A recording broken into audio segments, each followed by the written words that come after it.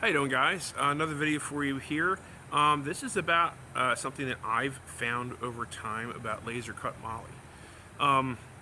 It's very convenient, and it absolutely is lighter weight. There's a lot of advantages to it. But one thing I don't think any of us think about necessarily is how much longevity does it have. And for me, like, that's a big deal. I don't have money to buy a new bag every year. I don't have people giving me bags or gear. I expect it to last. I need it to last. I can't afford to buy it twice. So this is about laser cut Molle specifically, and it'll be coming up right now.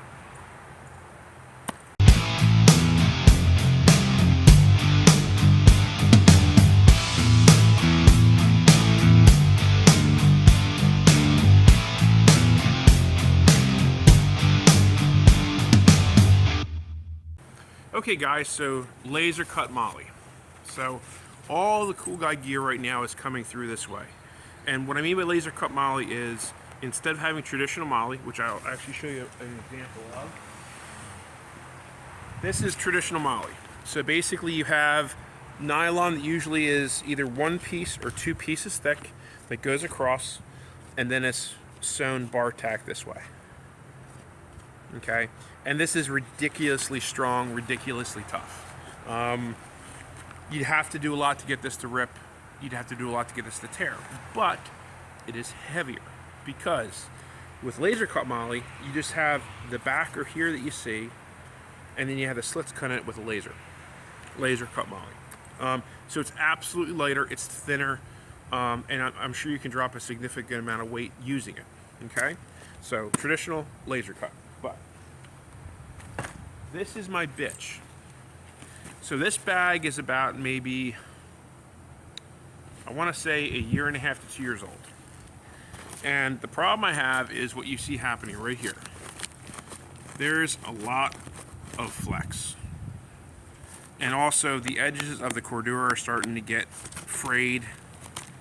And my worry is that if someone really were to tear on this, that you'd have a failure. And I don't think it's, and also just this.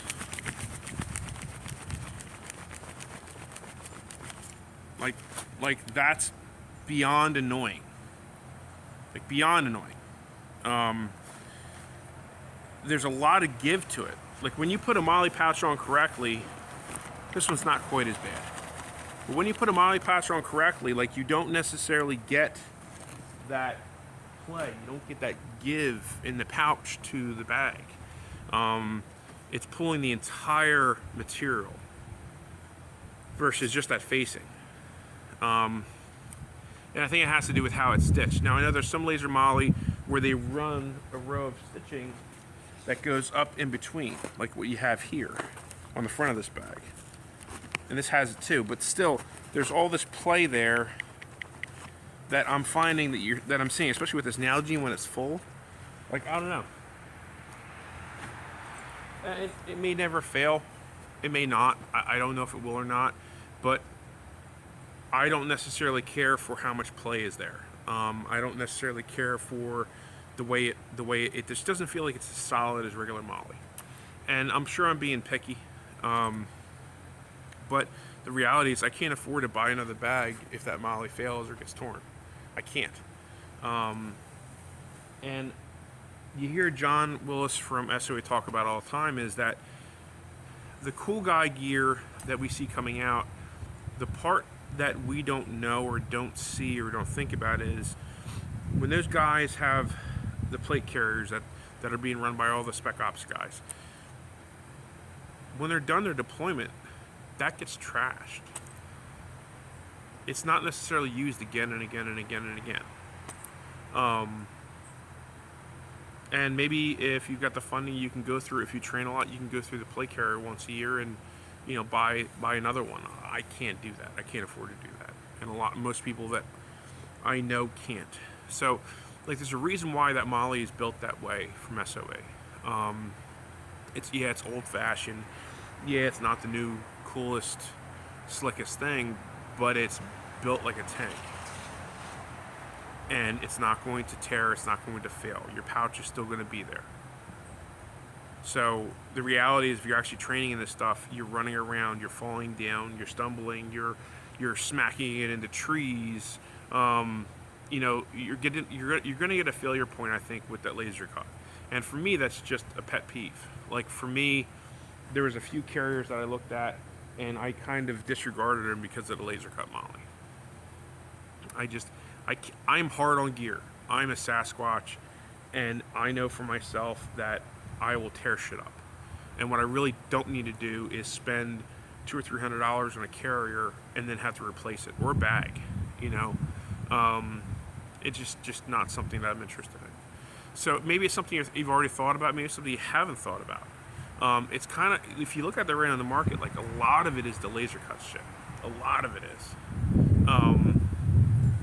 And I don't know, like for me, I would take the extra few ounces of weight and know that it's going to last longer.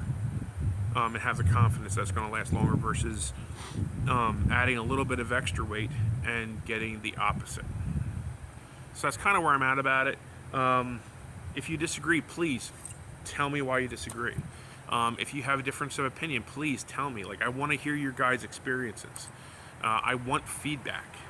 I would love to know why I'm wrong. I want to hear it.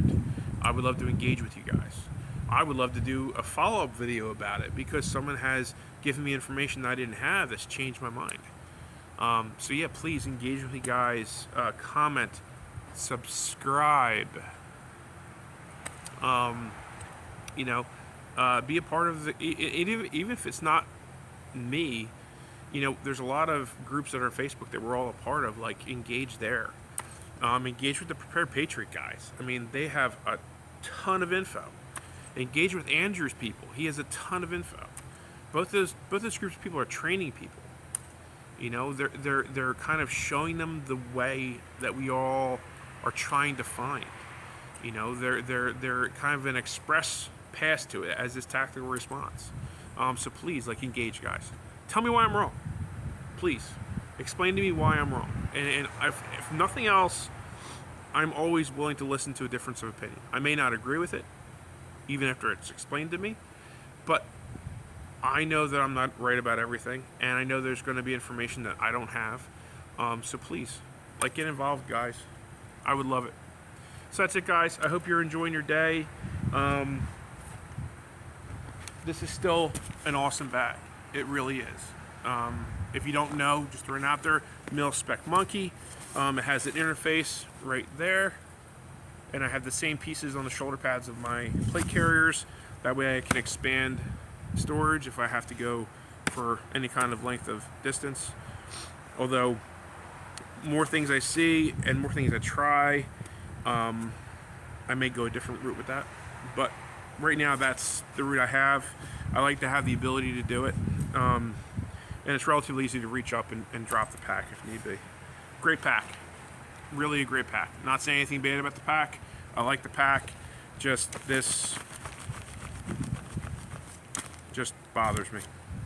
I wouldn't want to mount mag carriers or anything with a tremendous amount of weight that I have to constantly deal with. So that's it, guys. That's it for the video. I hope you enjoyed it. I hope you're having a good day. And remember, guys, your path is out there. Go find it.